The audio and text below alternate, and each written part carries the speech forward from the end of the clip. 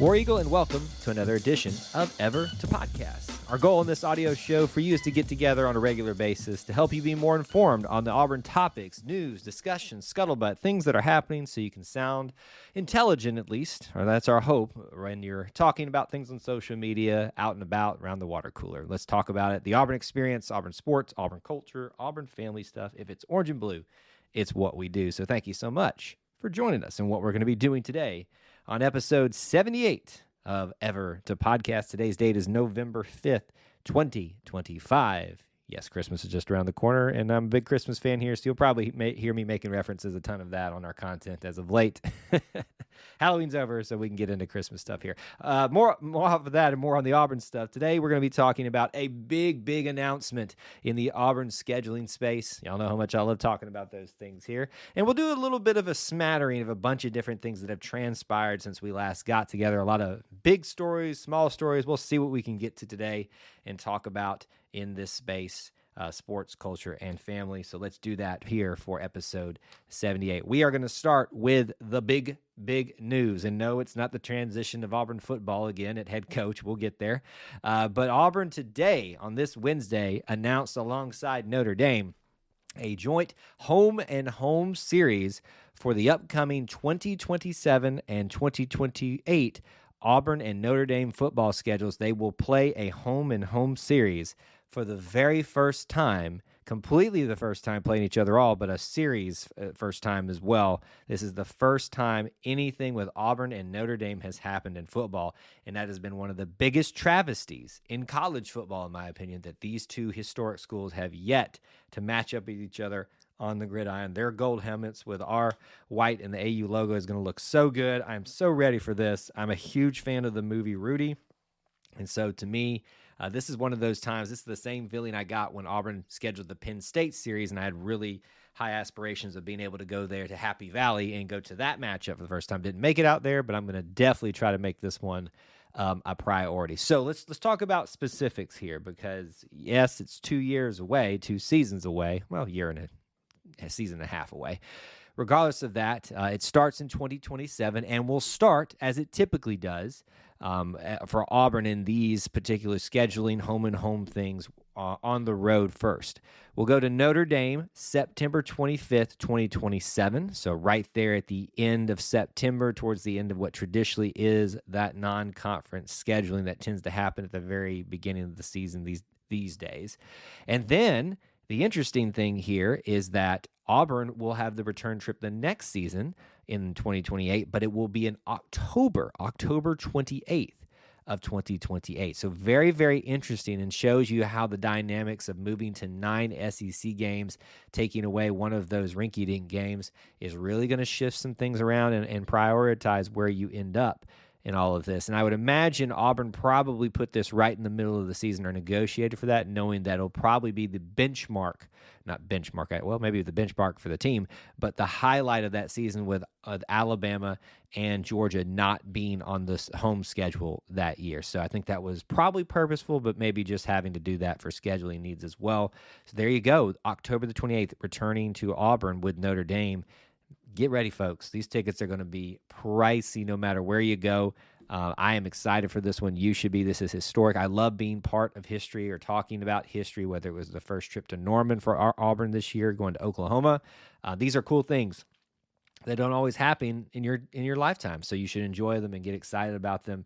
This has been a very exciting announcement today that has me just ready for both those seasons already. Very nice series to have coming up. After that will be the Miami series. We're wrapping up the Baylor series right now. And then in the future, who knows? There we go. Auburn schedule update for football.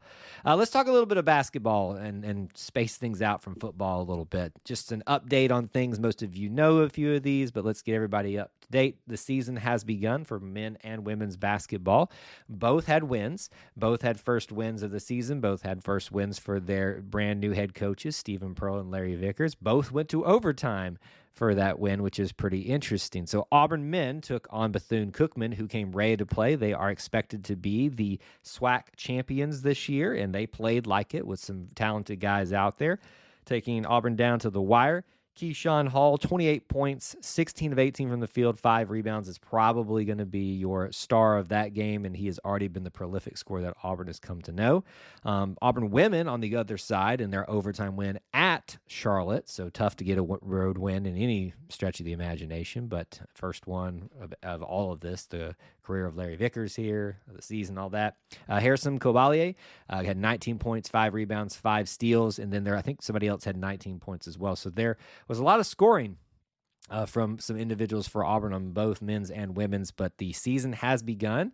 Auburn men next up, I believe they have the next up game, if I'm not mistaken, will be this Thursday versus Merrimack. So we'll probably talk about that on the Auburn Experience Show. If you guys are interested in hearing more about that, hearing us talk about that in a little bit more detail, make sure you pay attention to that. Here's a little quick update on we've got Mississippi.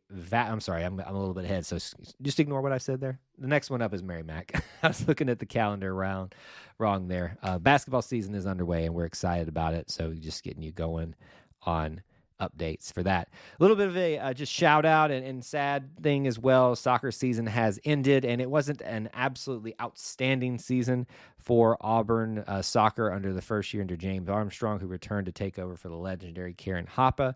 I'm happy to have him back, and we kind of felt, as you most of the time have, transition years can be a little bit rough. Seemed to be that way, but they were in a lot of the games, especially in the SEC this year, just weren't able to either get wins, finished in ties, or hold off long enough for some of these things. Their run ended in the SEC tournament in that first round versus LSU being the 12 seed, and they were the 5 seed, that being LSU. So season's over for soccer. Sad to see that come to a close. There will be spring soccer that we'll be able to talk about, and hopefully some news for transfers, signings, things like that coming up, so we can get to know what the second season will look like under James Armstrong as we continue into the new era of Auburn soccer. So that catches you up on that at the very least.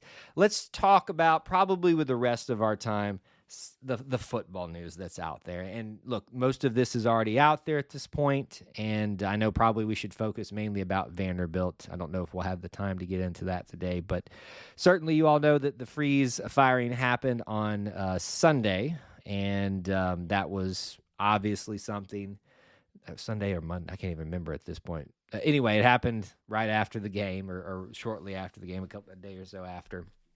And obviously this moves Auburn into the last 4 years of having a fourth head coach. We have no clue at this point who that's going to be. Anybody that tells you they know who it's going to be or has the faintest idea is just trying to get your clicks at this point. Nobody knows. Now, there's going to be people who may have well-sourced people that'll say that I've heard of this person's interest, stuff like that. We're so early in this game. There's so much that's got to transpire for potential candidates that are still coaching and that are having good seasons as well. So there's really nothing of substance to go off of in the future of Auburn football's leadership, except for DJ Durkin taking over. That was the biggest, duh moment ever. We obviously knew that was going to happen with his head coaching experience and his ability to field an outstanding defense. Now, certainly, he has had to try to figure out how he's going to, quote unquote, lead the offense, even though he hasn't, all of the opportunities this season to be involved with that. But hopefully they'll find a way that works for them to get through the rest of this season here. Look, Auburn and football has been through it the last couple of years, and most people who have heard our content know that I was very much vehemently against the firing of Gus Malzahn and was concerned that it would lead us into our decade of irrelevancy, and we are 5 years into that decade of irrelevancy.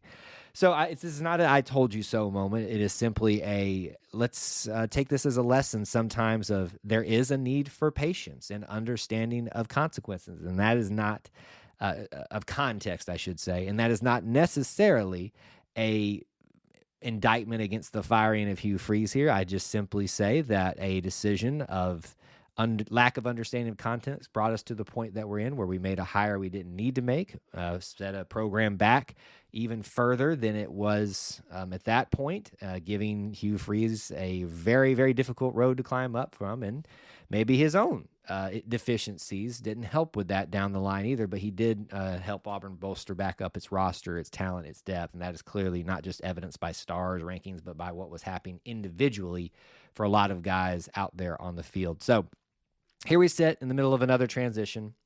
We'll wait and see how it goes. There'll be plenty more to talk about that in the coming days, weeks, maybe even a month or two at this point. But we'll end it there for the day. Thank you so much for tuning in here to Ever to Podcast. We'd love for you, it is a Wednesday, especially if you're catching this the day of, to join us for the Auburn Family Night show at 9 Eastern time, live call-in show. Want you to spend some time with us there if you can. Check out all the other content we got out for you.